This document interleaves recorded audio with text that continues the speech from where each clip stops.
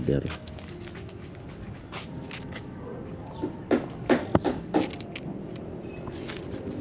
Okay na.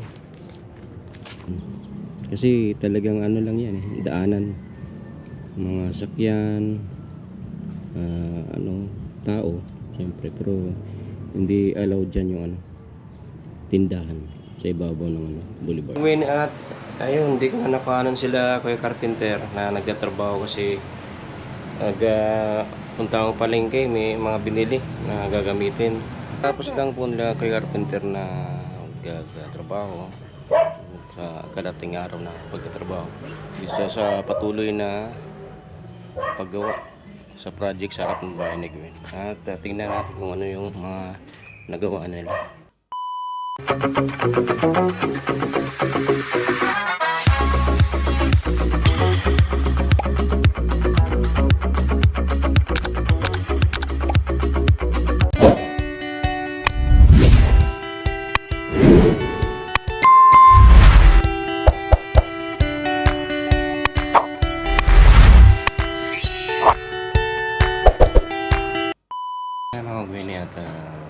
At panibang araw na naman ng magtatrabaho nila Kuya Carpenter. Galing akong palengke kanina at bumili ng snacks nila kasi bibigyan ko sila ng snacks. A few moments later.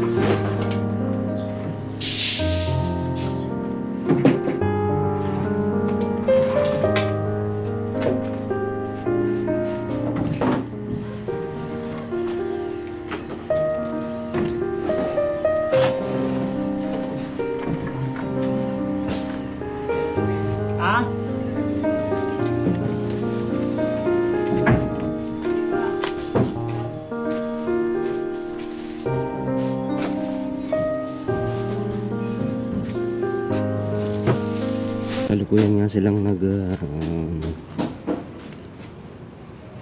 lagay ng forma dun sa taas.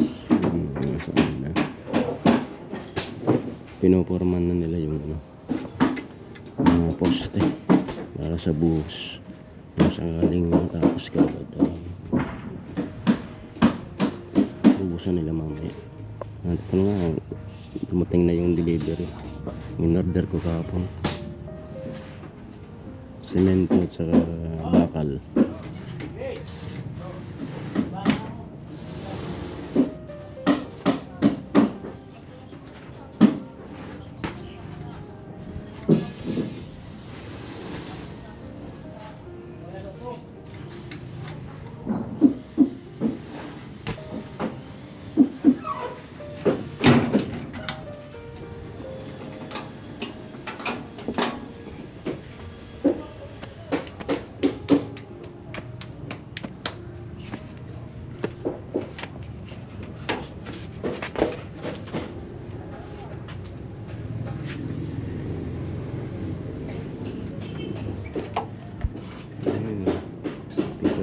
Tayo yung slip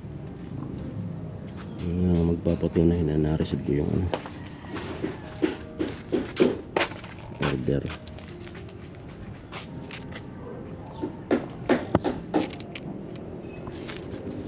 Okay na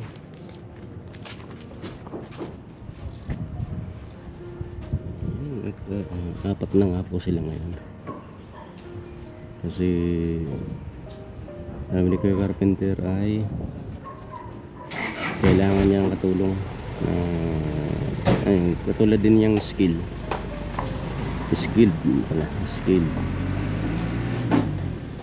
para mas mapadali-dali yung yung trabaho.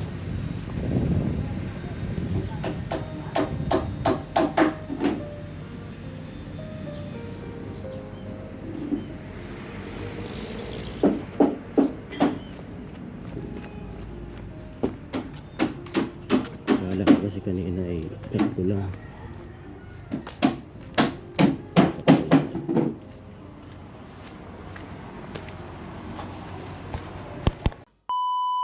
Katapos lang po nila kay Carpenter na magtatrabaho sa kadating araw na pagtatrabaho. Isa sa patuloy na paggawa sa project sa harap ng bahay ni Gwen. At tingnan natin kung ano yung mga nagawa nila. Yan, yung semento na akot lang nila kanina. At yung bakal na order.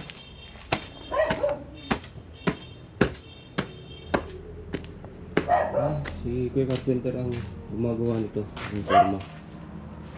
Yan.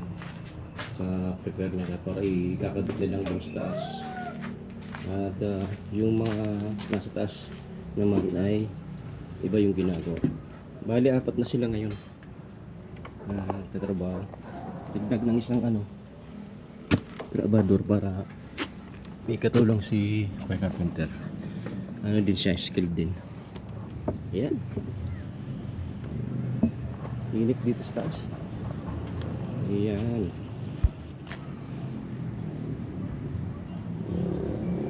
Nagpumang pa naman dito.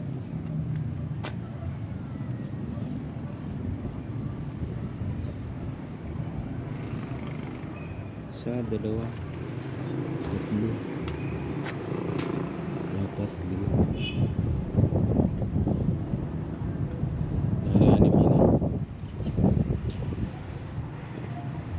Hindi pa nakasama yung isa.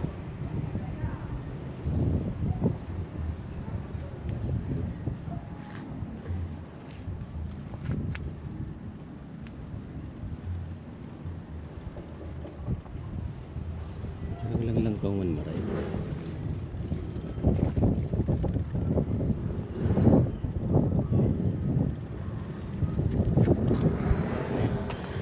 Ayan lang natin kung anong diskarte ni Kuya Carpenter.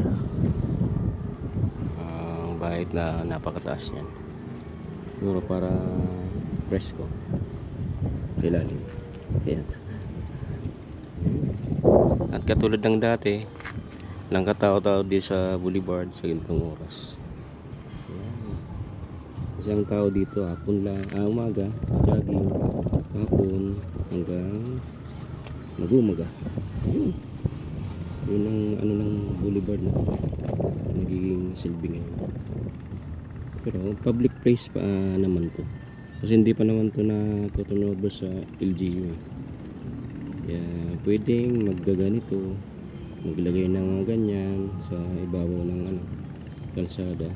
Pero oras na mai award na to or may turnover sa local government or LGU ay to, bawal na dyan. Kasi talagang lang yan daanan, mga sakyan,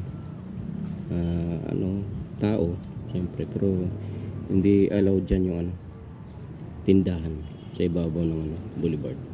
Pero ngayon pwede pa ito kasi nga gaya ng sinabi ko, hindi pa to na award sa LGU. Yan.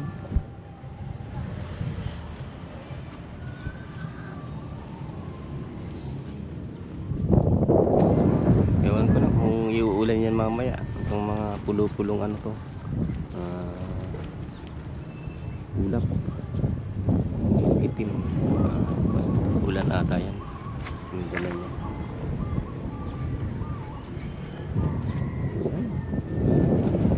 Na naman sa ulan mga nakaraang pag-ulan. Yan, may tubig na naman dun sa ulan. Yung putol kasing kalsada itong boulevard, mababang parte pa yun, doon pumapasok yung tubig, umaapaw. Kasi yun yung dating flood control, masyadong mababa.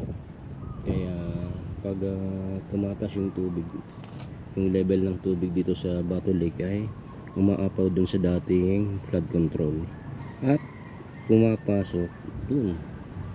Yan, Barangay Santiago yun. Mapasok doon at papunta dito yung tubig. Yan. Buti dito may mga matataas ng parte.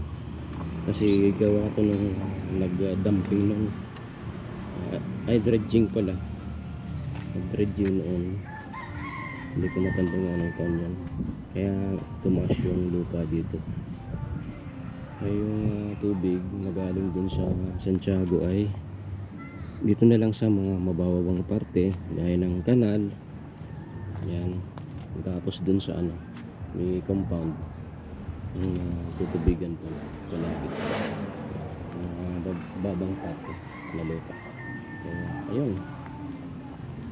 Ganun yung nangyayari. Siguro kung may pagpapatuloy itong ano, boulevard, kung magre-resume na ulit yung continuation ng project na to sa boulevard ay baka mabawasan na yung pagbaha dyan kasi magiging mataas na rin yung ano yun, kalsada. Ito mataas to, yung boulevard mataas, di matatakpan na yung ano, yung dating flood control at mababawasan na yung pagbaha ng nagaling sa Lake Bato. Mga maapaw sa Lake Bato, yung mga drainage lang yung ano, yung mga papasukin. Hindi na kagaya nung ano na umaapaw dun sa dating flood control na masyadong mababa. Ayun, kaya lang hindi natin alam kung kailan. Kasi dahil nga sa kasalukuyang issue, scandal na ano tungkol sa flood control project. Kaya ayun, tingga na muna to. Kaya ganito na muna. Open naman to sa mga ano, mga tao kasi public nga. Nasa public ano, public place pa to. Kaya nang nasabi ko. Kaya pwede ditong mga magtinda. Sa gilid lang, hindi sa ano. Kaya mahirap nga yung ano, yung sa gitna ng kalsada linalagay yung may event. Ayun, harang. Hindi nakakalagpas yung mga tao dito. Pwede namang ilagay sa gilid eh. Kasi malawak naman yung gilid niyan eh. 'Di ba? Pwede namang yung stage ay nasa gilid. Hindi yung ano, nasa ano talaga, gitna ng kalsada. Walang pinapapasok. Motor, four wheels. Kaya hanggang dun lang sa ano, dun sa Barangay Divina Pastor. Hanggang dun lang yun pag may event yan. Dito maglalakad sila napakalayo para makapunta lang dito sa parting to. Kinakaya naman nila. Pero hindi dapat ganun. Kasi public place eh. Diba? Yung masabi nyo mga gawin eh.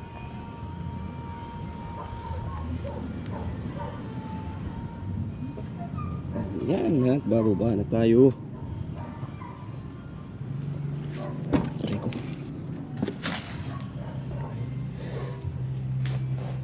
Wow. Wala pa sila Kuya Carpenter. Lawa na.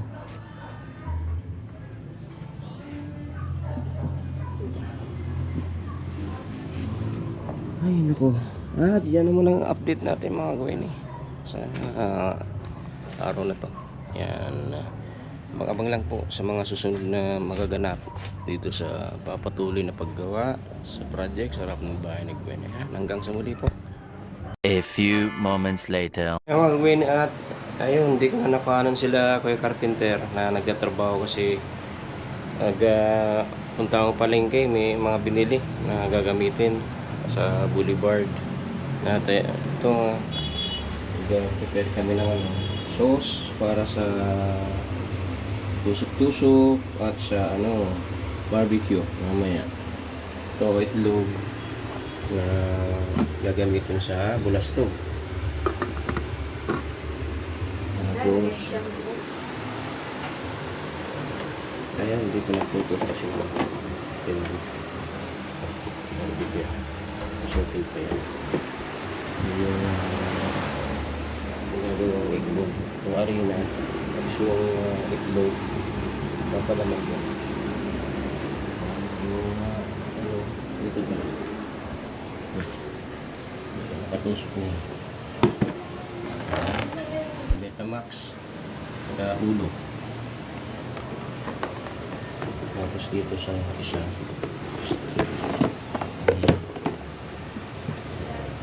baseball kick yan.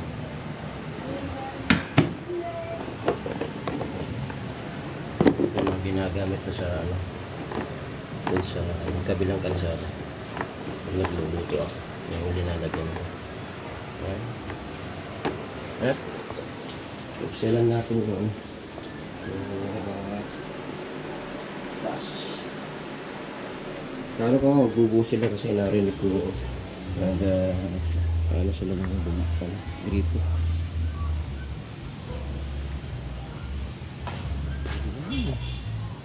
palubog na yung araw alasing ko na ka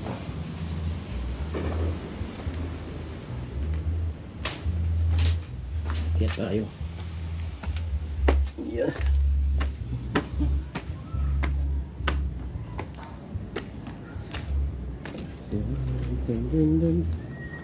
Music na kagad dun sa ano unahan video okay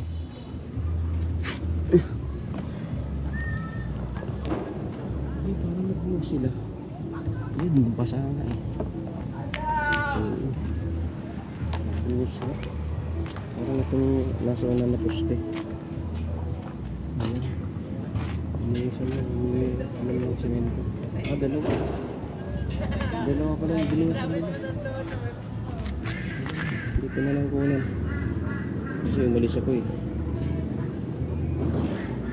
binuwas na pala sila bukas ito naman dalawa siguro o baka may sama na yung ang tatlo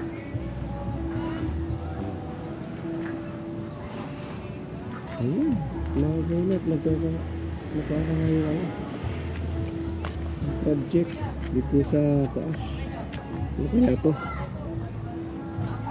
additional pa na naman dito sa taas ano kaya to yan abang-abang na lang ko mga Gwen kung ano gagawin dyan bakit meron pa dito sa taas ayan ganda ng ngayon ngayon din kayo wala na tanaw dito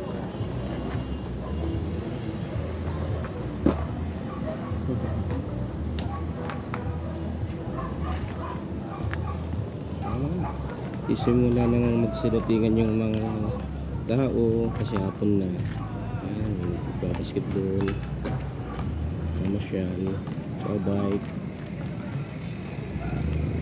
yan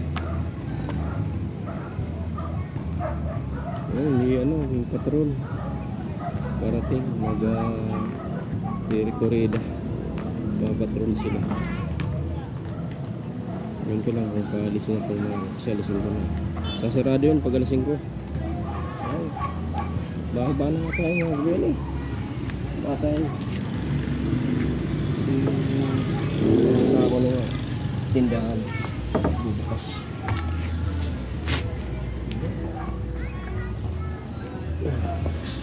pag natapos na dun sa ano taas ay pinakangkudan kasi ito pahirapan akyat pala ako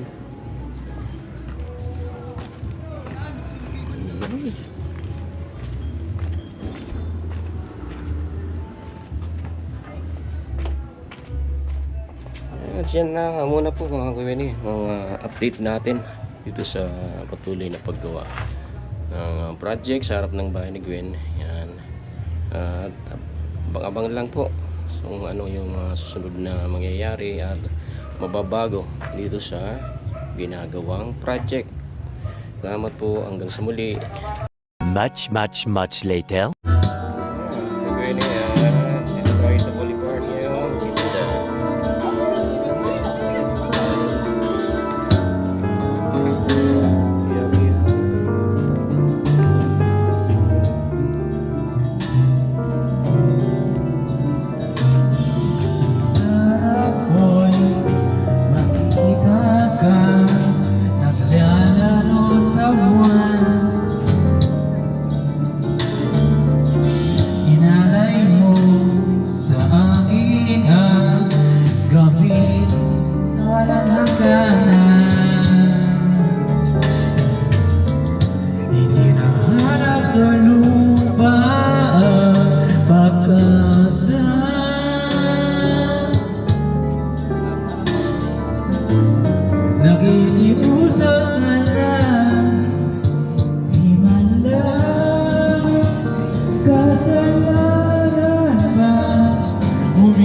ko dalangin na isang hiwalay